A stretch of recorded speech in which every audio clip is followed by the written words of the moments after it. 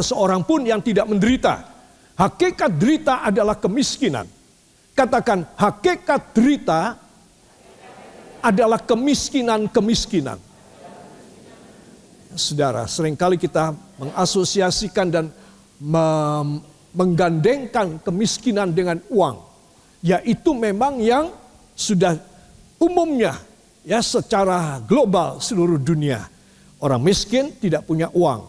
Ya itu, tapi itu saya letakkan pada nomor 9 dari 9 jenis kemiskinan.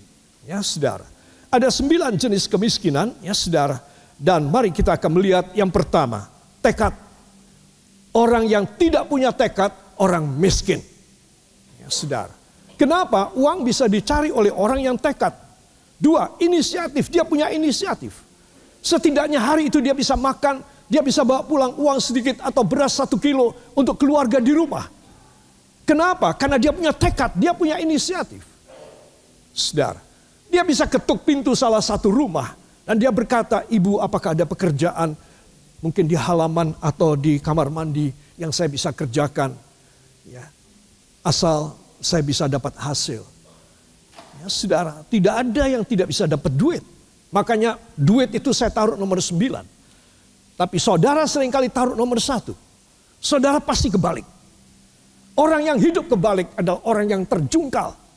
Itu sebab saudara mesti tahu, uang tidak boleh taruh nomor 1. Katakan, saya tidak boleh nomor 1-kan uang.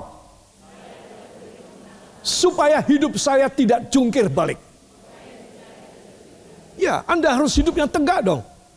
Anda harus hidup yang kokoh, yang kuat. Miskin uang, Anda akan bisa taklukkan. Ya, saudara, dan ini penting sekali karena anak-anak Tuhan, apalagi pada zaman di mana susah cari uang, menomorsatukan uang lebih dulu dan meninggalkan kerajaan Allah dan kebenarannya. Ya, saudara, itu tidak boleh. Ya. Yang ketiga, kasih sayang. Ya, saudara, barangkali dalam satu rumah semua kecukupan, semua berlimpah, tetapi tidak ada kasih sayang. Saudara bisa bayangkan berantem apa tidak? Ya, pasti berantem. Berantemnya masuk dalam sekali sampai muncul dendam kesumat. Kenapa? Karena tidak ada kasih sayang. Saudara, cinta itu penting sekali. Orang yang tidak ada kasih sayang, orang miskin sekaya apapun dia. Makanya saya bilang, derita itu ada di mana-mana pada situasi, kondisi, status apapun. Keempat, perhatian. Juga perhatian. Tidak kepada suami dan istri itu kasih sayang. Pada anak orang tua itu kasih sayang. Pada orang lain, serumah saudara, sekantor saudara. Barangkali tetangga. Kalau saudara miskin perhatian. Ya saudara, maka saudara orang yang menderita. Ya saudara. Yang kelima, kata-kata penghiburan. Selalu kata-katanya mengolok-olok ataupun merendahkan. Ataupun menghakimi. Tidak ada kata-kata penghiburan yang bisa membuat orang terbit harapan di dalam keputusasaan. Orang bisa menyambung pikirannya kalau ada kata-kata penghiburan. Orang akan stuck, mandek, jalan buntu. Kalau dia selalu mendengar kata-kata olokan, kata-kata caci maki, kata-kata penghakiman, kata-kata penistaan. Orang akan stop. Dan jalan satu-satunya bagi orang ini adalah iblis membisikin, kamu bunuh diri saja. Kalau kamu bunuh diri, selesai semua. Kamu tidak merasakan penderitaan lagi, ikuti perintahku, bunuh diri. Saudara, coba. Hanya karena tidak ada orang memberi kata penghiburan. Tidak ada perhatian. Tidak ada kasih sayang. Orang kepengen mati. Dengan cara yang melanggar kehendak Tuhan. Saudara. Kemudian sifat empatik. Sifat empatik ini penting sekali. Setidaknya saudara tidak bisa memberikan uang atau makanan kepada seseorang. Tapi saudara menunjukkan empatik, mengajaknya berdoa. Memberikan kata-kata penghiburan. Ya saudara, tersenyum. Saya tulis senyum. Orang yang tidak bisa tersenyum adalah orang yang miskin. Seberapa kaya sekalipun dia. Saudara, dia hidup dalam penderitaan. Karena dia tidak bisa memberikan kata penghiburan, senyuman. bagi orang-orang yang lain. Saudara, PR saya pada hari Minggu kemarin, usaha selalu tersenyum kepada orang. Tapi jangan tersenyum, senyum sendirian. Ya, orang harus terima senyum saudara. Coba kasih contoh sekarang. 1, 2.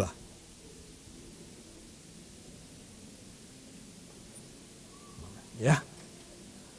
Saudara harus belajar memberi senyum. Ya, kalau saudara tidak tersenyum, orang punya pikiran. Pikiran apa? Jelek tentang Anda. Wah, dia lagi patah hati nih. Wah, dia lagi gak punya duit nih.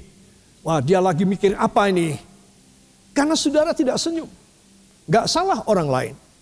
Tapi coba kalau saudara tersenyum dengan dia, dengan siapapun. Saudara, orang punya pikiran, wah dia kok hidupnya bahagia ya. Hidupnya kok seneng ya. Ya saudara. Saudara mau melakukan demikian? Amin? Harus. Ya. Tetapi jangan over. Ya. Biasa saja yang normal. Kalau ada orang, ya, saudara harus memberi senyum.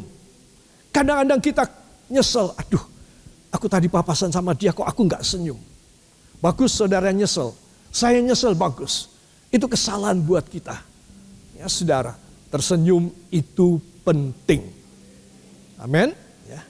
Saya itu beberapa kali bersama dengan Ibu Gembala di mobil melewati pom bensin di Mertoyudan.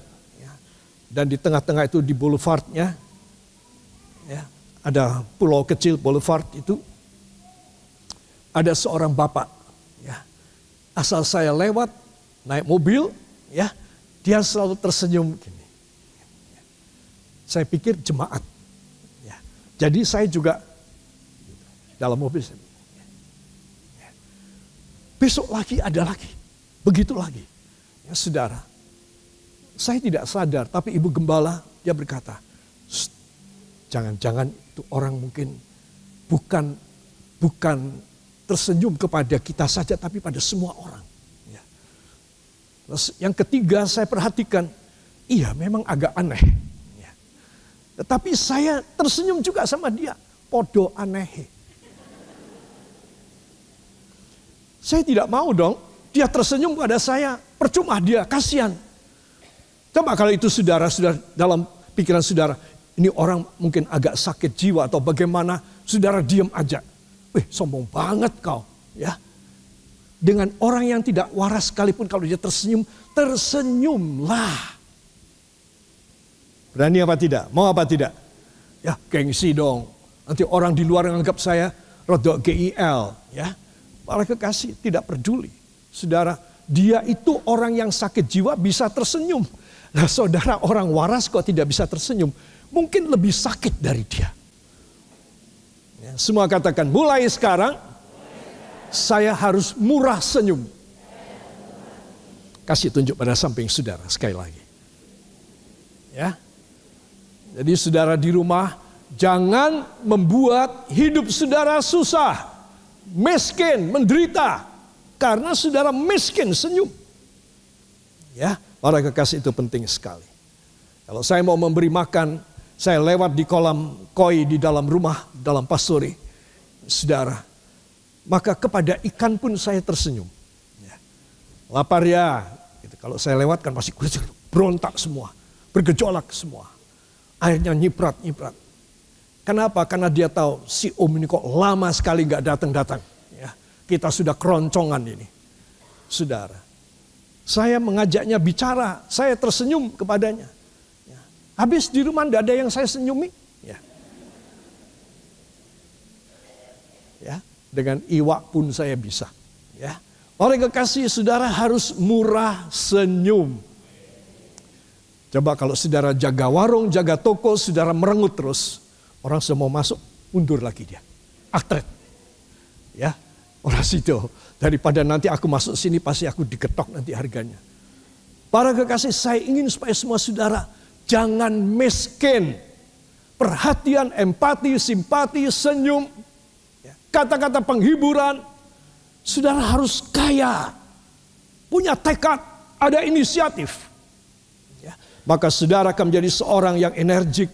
Saudara punya harapan yang penuh dengan kasih karunia Tuhan. Tuhan dari dalam sorga mikir, kamu masih muda, masih remaja, tapi kamu sudah mempunyai satu energi yang membuat orang lain jadi senang melihat kamu. Kamu punya inisiatif, kamu punya tekad. Kamu sudah tua, sudah pensiun 10 tahun, tapi kamu tetap tersenyum. Ya. Tidak usah ditunjukkan gigi kita yang barangkali sudah bolong-bolong. Ya. Tetapi tersenyum itu tidak menunjukkan gigi saudara. Tersenyum saudara itu membentuk sesuatu image pada orang lain. Saudara sedang menterapi orang lain. Memberikan terapi. Memberikan pertolongan pada kesusahan dia. Ini perlu saya beberkan kepada saudara. Karena nanti setelah itu ada sifat yang ke-8, yaitu memberi dan suka memberi. Coba, masa saudara mau memberi uang? Masa saudara memberi makanan saudara, pakaian saudara? Saudara memberi senyum pun tidak. Omong kosong kan? Itu sebab saudara harus memberi senyum saudara. Seberapa pedih hati saudara. Barangkali saudara tidak membawa uang, tetapi saudara memberikan senyum saudara. Saudara, dan itu akan menjadi sesuatu yang baik, terapi buat orang-orang lain. Yang mau beri tepuk tangan bagi dia.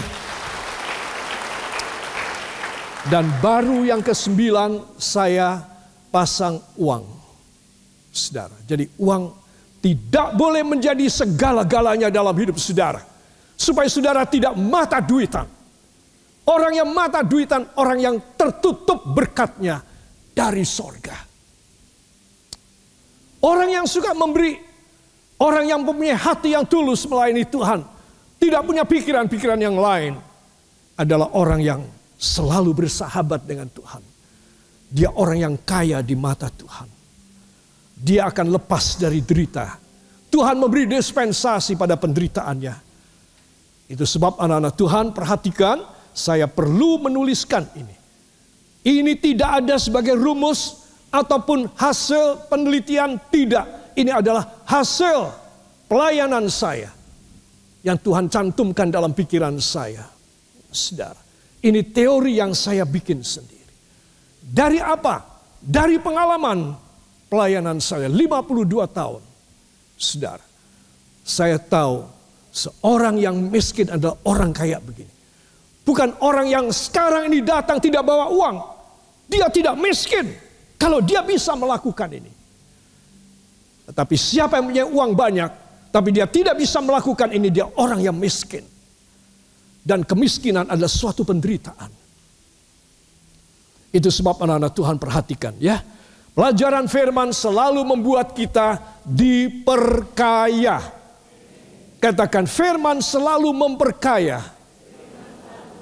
Mengubah nasib jelek menjadi mulia. Beri kemuliaan yang baik bagi dia. Semua teriak bersama saya. Atasi. Atasi. Saya harus. Beri tepuk tangan. Haleluya.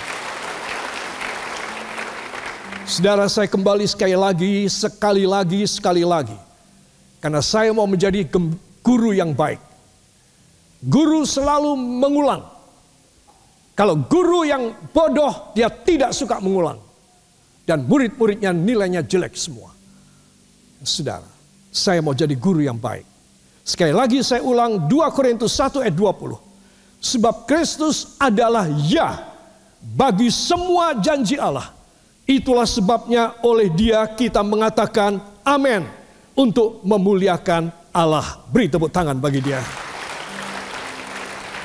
Mari sekali lagi dengan penuh semangat ya. Sebab Kristus. Belum semua. Sebab Kristus. 1, 2. Sebab Kristus adalah ya bagi semua janji Allah. Itulah sebabnya oleh dia kita mengatakan amin untuk memuliakan Allah. Amin. Ya. Ayat ini tanpa revisi, tanpa pembaharuan, tanpa pembetulan sudah luar biasa. Ya saudara, tetapi kalau kita bisa mendapatkan hasil terjemahan yang lebih sahih, yang lebih legal dan lebih jelas, alangkah besarnya berkat kita. Ya. Nah, saya menyampaikan di sini dari New Translation by Moffat, dari Alkitab bahasa Inggris Moffat. For in him is the yes that affirms all the promises of God. Hence it is through us, through him, that we affirm our amen in worship to the glory of God. Ya, jadi terjemahan bahasa Inggris dari James Moffat ini agak panjang ternyata, ya. For in him is the yes that affirms all the promises of God. Karena di dalam dia siapa? Tuhan Yesus. Karena di dalam Tuhan Yesus adalah ya. Is the yes, adalah ya. That affirms dan menegaskan all the promises of God. Semua perjanjian Allah. Ini kita sudah tahu, persis seperti terjemahan lembaga Alkitab, ya. Sebab Kristus adalah ya bagi semua janji Allah. Nah, berikutnya. Hence it is through him that we affirm our amen and worship.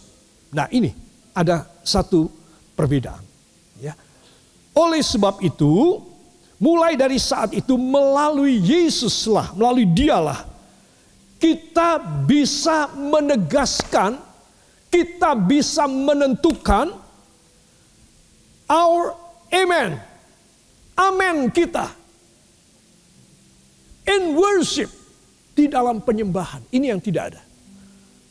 Kita biasa mengatakan amen, amen, lebih baik mulai sekarang kalau saudara mengatakan amen, apalagi di rumah, di kantor, di perjalanan, saudara berkata amen, saudara mengangkat tangan dan menyembah dia, maka Tuhan cepat jawab sama saudara. Ada kehilangan in worship di dalam penyembahan, saudara. Jadi kita mengatakan Tuhan, engkau berkata ya, hamba tangkap dengan hamba berkata amin Tuhan. Udah, kita tidak menyembah dia. Penyembahan betapa penting, membuat saudara lebih cepat menerima jawaban. Saudara, kalau saya mau mendoakan formulir-formulir beban doa saudara setelah Natal atau kemarin setelah Paskah, setelah Jumat Agung, saya mengangkat tangan dan saya menyembah kepada Tuhan lebih dulu. Saudara, sampai saya merasa bahwa hadiratnya ada pada saya, baru saya menumpangkan pada berkas ratusan form tersebut. Tidak ada keraguan pada saya, begitu yakin saya, Tuhan pasti jawab permintaan mereka. Yang hamba tidak tahu apa yang mereka minta. Halaman belakang tertutup, halaman depan hamba balik. Tuhan, hamba tutup juga. Hamba ikat dengan karet. Sudah, ini satu paket di hadapan Tuhan. Saya menyembah kepada Tuhan. Saya tidak mau cuma minta saja dan menumpangkan tangan pada kertas-kertas itu. Kertas-kertas itu tidak ada artinya sampai saya mengangkat tangan dan saya menyembah kepada Tuhan. Kalau saya dan saudara mengerti rahasia ini, maka yes dari Tuhan, katakan yes dari Tuhan, ketemu dengan amen saya yang dikehendaki Tuhan, yaitu amen dalam penyembahan. Beri tepuk tangan bagi dia. Sebab seorang anak Tuhan perlu untuk memeriksa dan mendengar banyak firman. Rahasia firman yang belum diungkap, yang membuat kita stuck jalannya, kepentok, terhambat, jalan buntu, tidak ada jalan. Kita akan tahu jalannya. Sekarang saudara mendapat rahasia Allah yang besar. Jangan tinggalkan penyembahan saudara. Karena pada waktu saudara menyembah dia, di dalam roh dan kebenaran, dia terbuka. Anakku, kamu ngerti ya firman? Aku sudah bilang yes, ya. Dan kamu menangkapnya dengan amen dalam penyembahan. Sekarang saudara boleh lega penuh pengharapan saudara. Tidak ada keraguan, tidak ada khawatir dan takut lagi dalam hidup saudara. Karena saudara tidak sendirian, karena Tuhan cepat menolong saudara dan tidak ada yang mustahil bagi saudara. Berapa kali saya bilang bahwa saya itu berlomba, berburu dengan waktu saya. Juga saudara. Jadi sebelum kita sampai pada kematian, katakan sebelum saya meninggal, yang bawa Alkitab diangkat. Saya yakin bahwa perjanjian Tuhan akan digenapkan dalam hidup saya. Terima kasih Tuhan untuk keyakinan ini. Amin.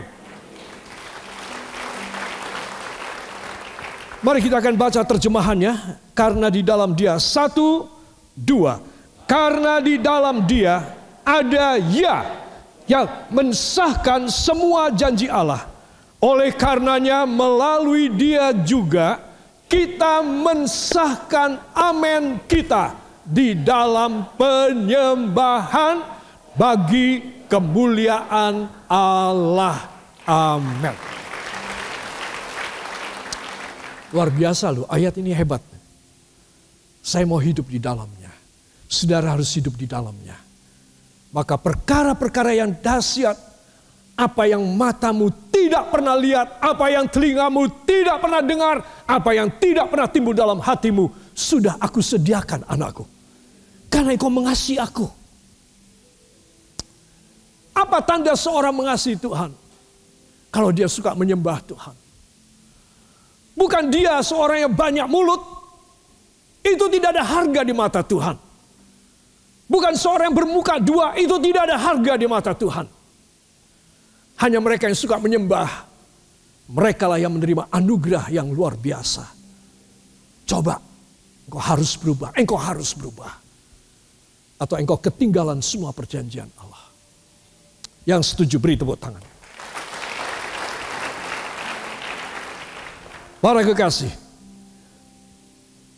Saya akan berbicara sebentar tentang James Moffat. Dialah yang menerjemahkan ayat tadi. Ya saudara. Dalam penelitian dia, saya bisa bayangkan benar.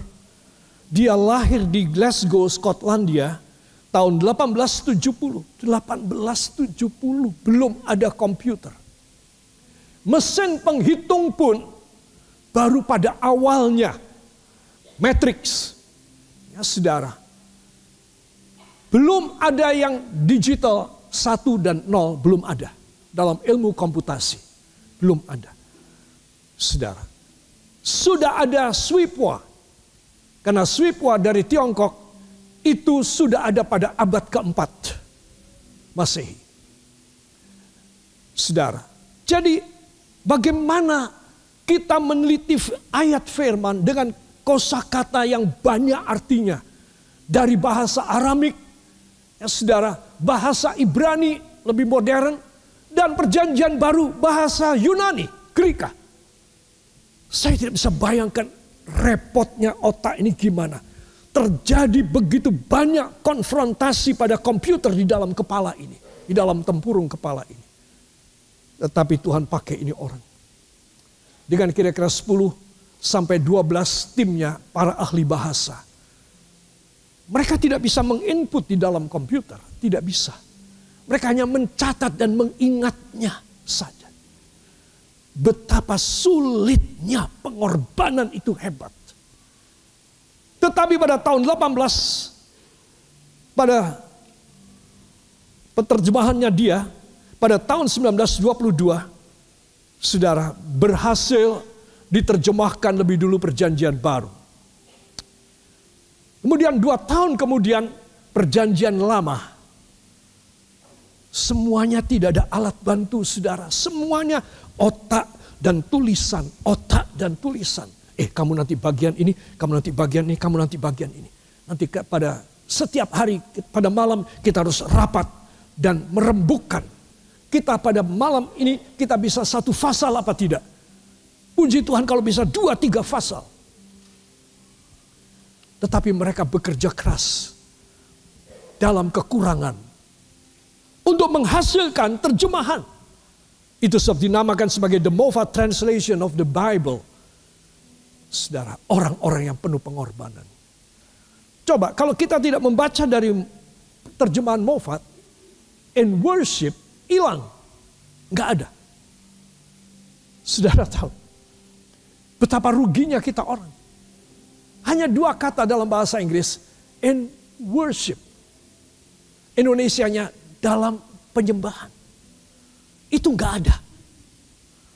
Itu sebab saudara dan saya harus tahu, kalau kita membaca ini, para ahli bahasa Indonesia, bahasa Aramik, bahasa Ibrani, bahasa Greka, Yunani, dan bahasa Indonesia, dan bahasa-bahasa yang dikenal, Inggris, umpamanya Jerman, Belanda, itu Eropa pokoknya. Itu mereka penuh ahli-ahli penerjemah Alkitab. Kita bisa mengerti, ini hasil karya yang sulit dan rumit sekali. Dan saya beritahu bahwa ini dihasilkan dari komputer. Tidak di zaman James Moffat. Karena itu kalau saudara mendengar firman, saudara dijelaskan tentang arti sesuatu ayat, saudara harus bersyukur. Karena penjelasan itu membuat saudara lebih mudah untuk menangkap berkat Tuhan. Dan lebih cepat Tuhan jatuh hati kepada saudara. Saudara harus bersyukur. Datang ke gereja jangan dengan terpaksa. Jangan dengan, aku malas. Nanti lain kali aja. Lain kali barangkali sudah meninggal. Hati-hati. Jangan bilang lain kali. Tidak ada yang satu orang pun tahu bahwa dia mau meninggal. Gak ada gejala sakit. Gak ada kecelakaan. Gak ada tubrukan. Gak ada perang di sini. Dan seseorang bisa meninggal tiba-tiba. Itu sebab saya ingin mengajak semua saudara. Kalau saudara datang kepada Tuhan, hati dan pikiran saudara harus terbuka buat Tuhan. Anytime you come to the house of God, in a church for example, or any kind of prayer meetings, you have opened your hearts, your mind, your memory, everything in your life to God's word. Firman Tuhan. It is because only the words of God can make you safe and can bless you so abundantly. Not just you can eat for example 3 times a day. Jesus said, look up to the birds on air. They will be provided everything for that day. God will provide them. Not one single bird will fall down on earth because of hungry. No, kata Tuhan. Jadi kalau saudara ingin lebih banyak dari sekedar bisa makan. Semua katakan, saya ingin lebih. Belum semua, saya ingin lebih. Dari sekedar bisa makan. Saya ingin berjaya. Diberkati berlimpah, memiliki hari tua yang baik, masa depan yang hebat dalam nama Yesus. Itu sebab, angkat Alkitab saudara, saya harus mengerti rahasia firman Tuhan. Beri tepuk tangan bagi dia.